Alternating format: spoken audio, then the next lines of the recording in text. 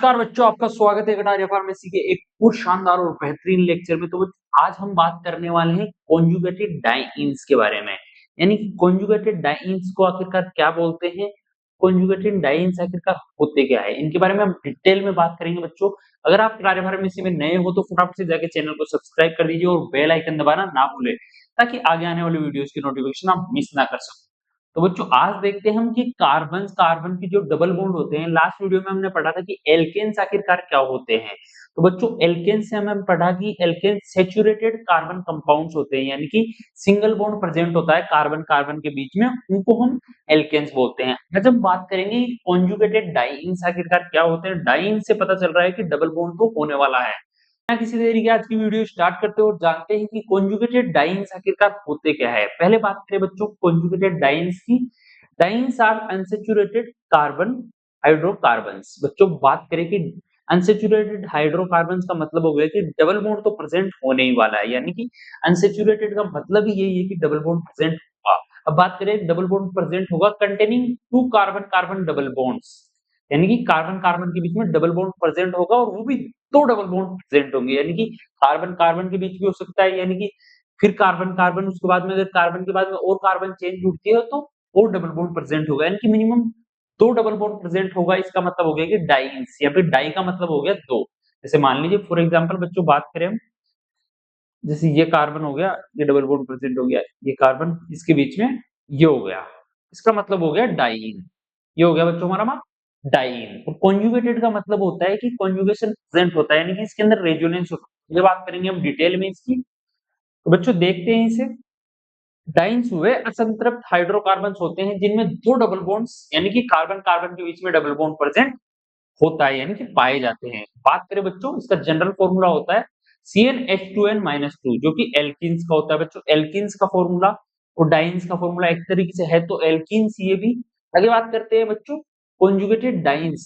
when two double bonds are separated by one single bond, the डाइईन्स called conjugated डाइईन्स। अब बात करें कि conjugated diene क्या होता है बच्चों, एग्जांपल से बताता हूँ। जैसे मान लीजिए कि ये कार्बन है, ये डबल बॉन्ड से कार्बन से जुड़ा हुआ है, ये सिंगल बॉन्ड से कार्बन से और ये डबल बॉन्ड से कार्बन।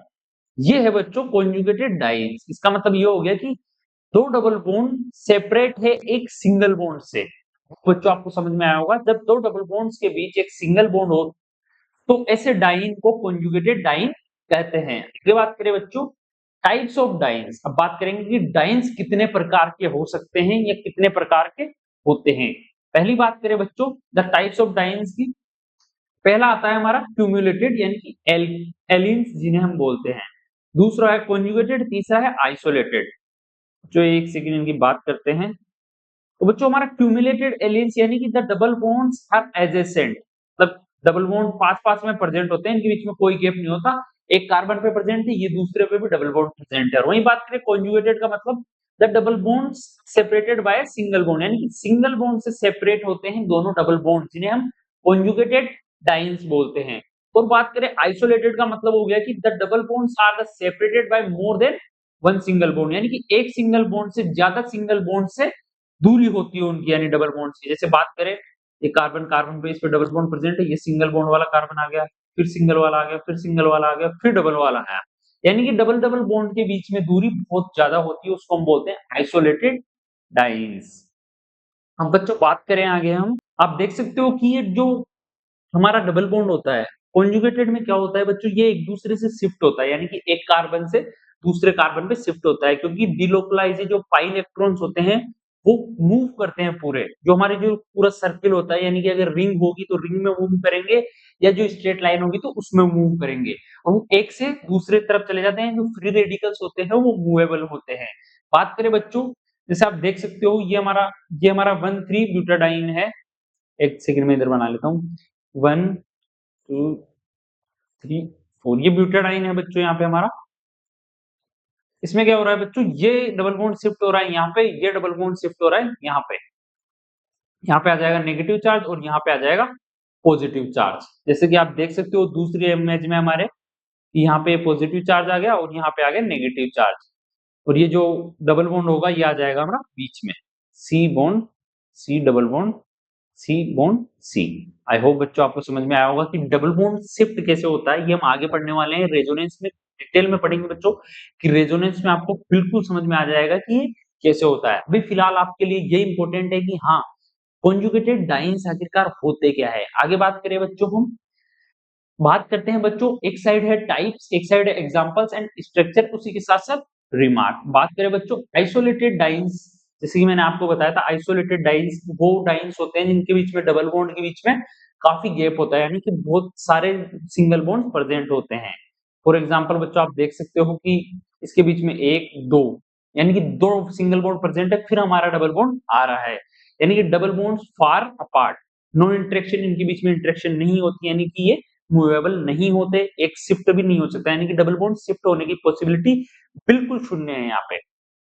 दूसरी बात करें कॉन्जुगेटेड डाइन्स, यानी कि एक सिंगल बॉन्ड से सेपरेट हो रखे हैं, अल्टरनेट बॉन्ड्स है, और सबसे ज्यादा स्टेबल भी इसी को बोला जाता है क्योंकि इसके अंदर स्टेबिलिटी होती है और ये रेजोनेटिक होता है। और बात करें ये सबसे ज्यादा इंपॉर्टेंट है कि ये कॉन्जुगेटेड है।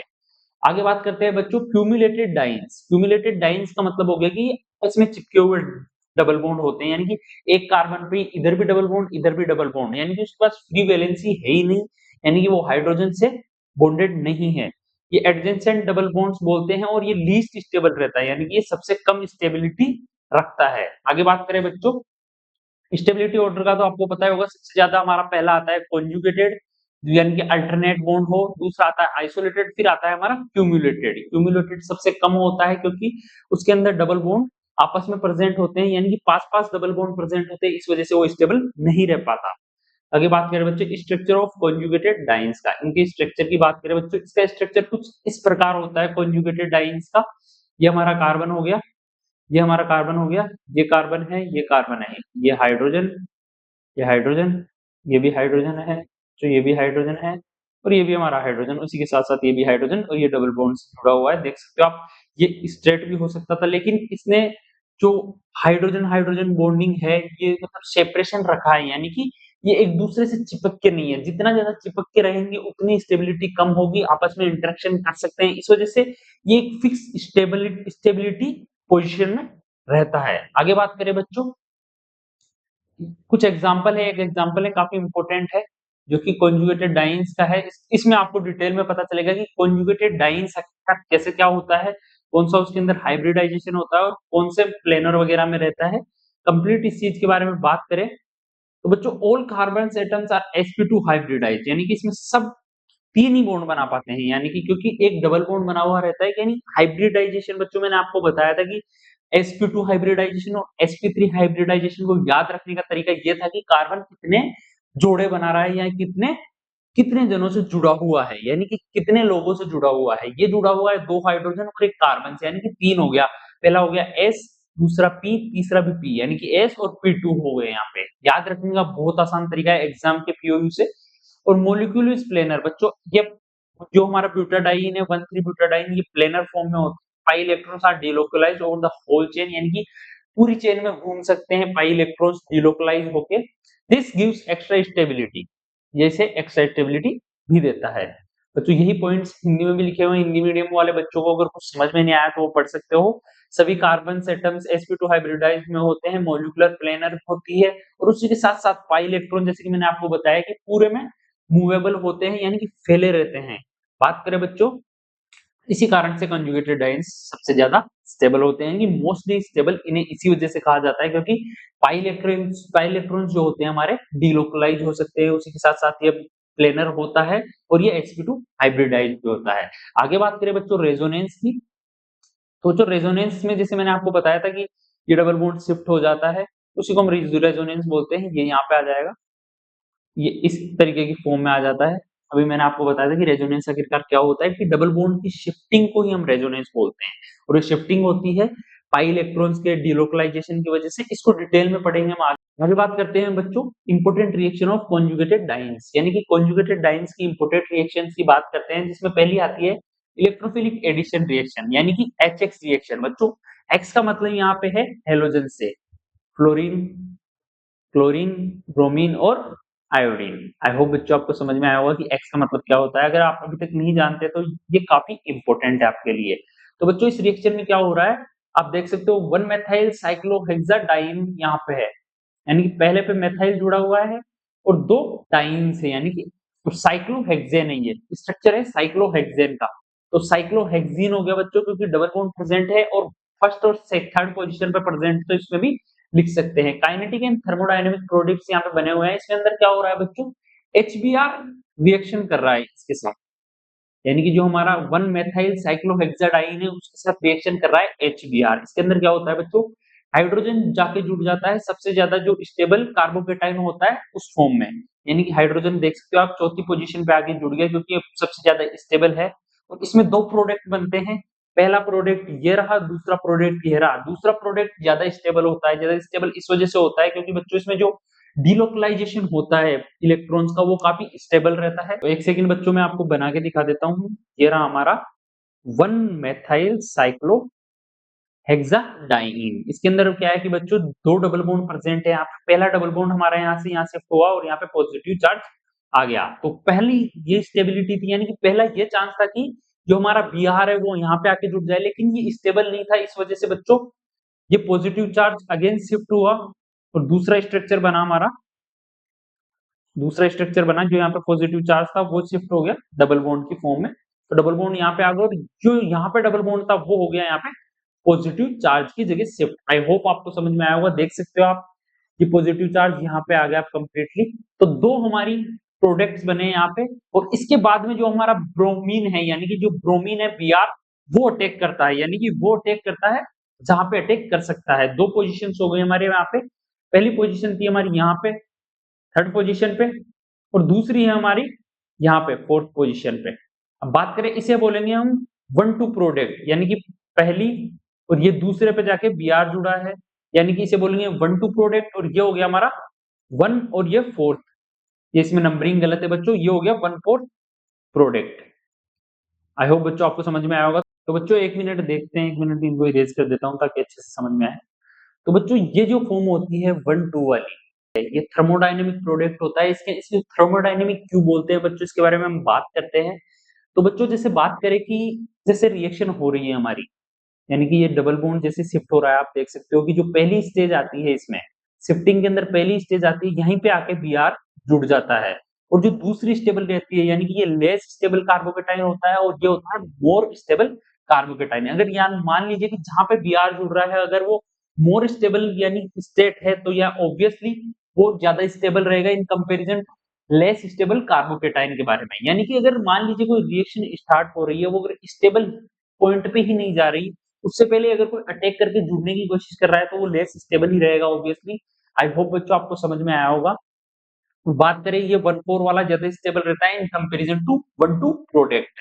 आगे बात करते हैं बच्चों डाई Alders reactions, Diels Alders reaction. तो बच्चों दूसरी रिएक्शन जो हमारी होती है वो होती है डाइल्स एल्डर रिएक्शन। डाइल्स एल्डर रिएक्शन क्या होती है इसके बारे में हम देखते हैं बच्चों।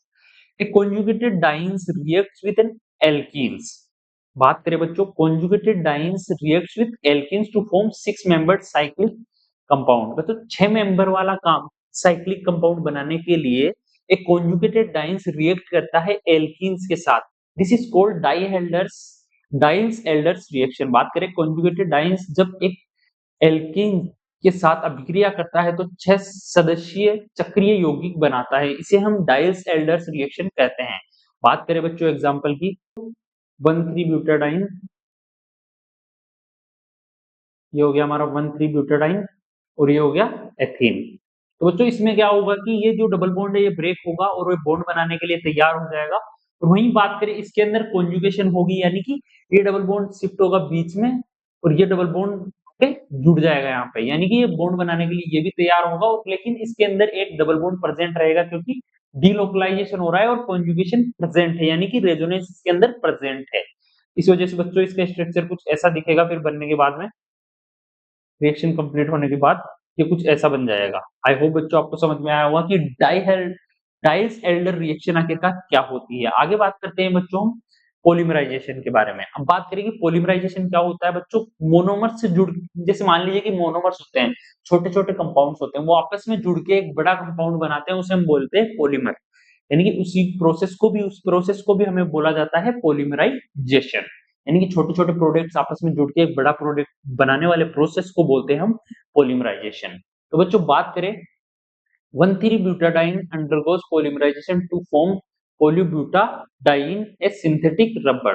तो बच्चों इसका मतलब ये हो गया कि बच्चों 1,3-ब्यूटाडाइन ये स्ट्रक्चर है हमारा 1,3-ब्यूटाडाइन का। ये तो काफी इंपॉर्टेंट है, याद ही रख लो एक तरीके से। 1,3-ब्यूटाडाइन जाता है पॉलीमराइजेशन के अंदर, यानी कि इसके अंदर पॉलीमराइजेशन होता है और ये बनाता है पॉलीब्यूटाडाइन ए सिंथेटिक रबर।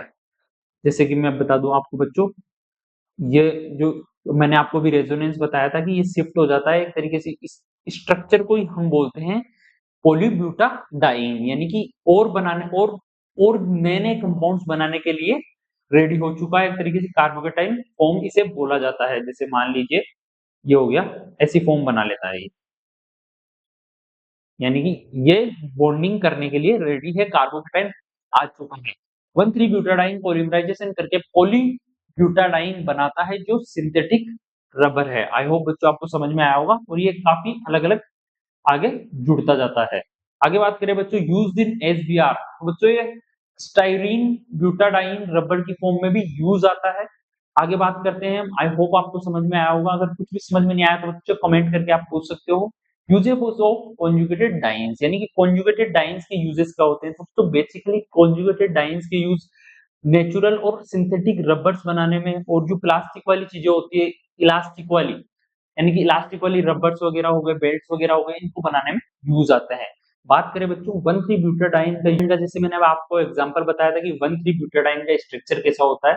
तो बच्चों 1,3-ब्यूटाडाइन का यूज होता है बोना रबर, यानी कि ये बच्चों कुछ सिंथेटिक रबर्स के नाम है और कुछ सिंथेटिक इलास्टिसिटीज के नाम है, यानी कि इलास्टिक जो बेल्ट्स वगैरह ये बनते हैं उन प्रोडक्ट्स के नाम है बच्चों बोना रबर और एसबीआर रबर। ये यानी कि ये जो मेन रबर है, जो ये बेल्ट वगैरह जो मेन जो प्रोडक्ट आता है उनके बनाने के रॉ मटेरियल्स के काम में आते हैं। आई होप बच्चों आपको समझ में आया होगा, नियोप्रीन भी उन्हीं में आता है। बात करते हैं कि आइसोप्रीन, जैसे हम 2-मेथाइल 1,3-ब्यूटाडाइन, यानी कि बात करें ये इसका स्ट्रक्चर होता है मेथेट्रोब्यूटाडाइन, ये हो गया 1, ये हो गया 3, यहाँ पे जुड़ा हुआ रहता है बच्चों CH3। ये स्ट्रक्चर है बच्चों आइसोप्रीन का, जिसका पॉलीमर हो गया पॉलीआइसोप्रीन, ये इसका पॉलीमर होता है। ये नेचुरल रबर्स बनाने में काम आता है। आगे बात करते हैं बच्चों डाइएल्डर्स रिएक्शन, जो कि साइक्लिक और एरोमेटिक कंपाउंड्स की सिंथेसिस में काम आती है। आई होप बच्चों आपको सब कुछ समझ में आया होगा। अगर वीडियो में कुछ भी समझ में नहीं आया तो आप बिना झिझक कुछ भी कमेंट करके पूछ सकते हो। तो बच्चों आई होप आपसे मिलते हैं अगली वीडियो में, तब तक के लिए bye bye, thanks for watching Kataria pharmacy. अगर आपने ऐप विजिट नहीं किया तो आप ऐप विजिट कर सकते हो, नोट्स वगैरह परचेस कर सकते हो अफोर्डेबल प्राइस में। तो बच्चों आपसे मिलते हैं अगली वीडियो में, तब तक के लिए स्टे हैप्पी स्टे हेल्दी।